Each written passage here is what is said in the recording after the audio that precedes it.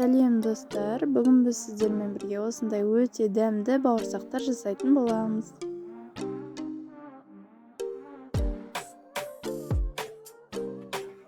Бұл үшін бірінші ыдысымызға ұнымыздың үстіне ашытқы, дәміне қарай қант пен тұзды салып, біркелкі араластырамыз.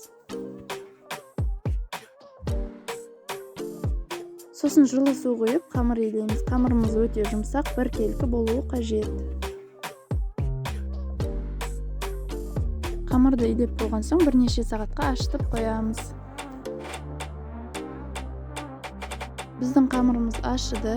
Қараңыздар, видеода өте керемет және де воздушный болып көтеріліп шықты. Одан соң ол қамырды өзіңізге ыңғайлы болу үшін бірнеше бөліктерге бөліп шығамыз.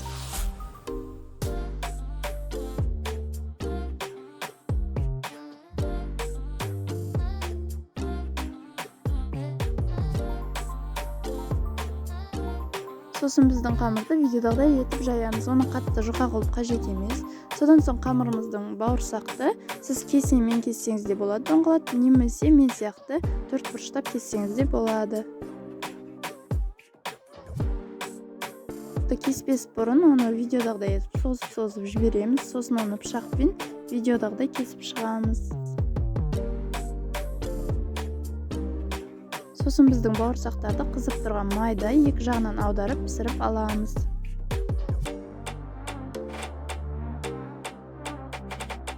Сонымен біздің бауырсақтар дайын. Егер рецепт ұнаса, каналға тіркеліп лайк баса кетіңіз. Ас болсын!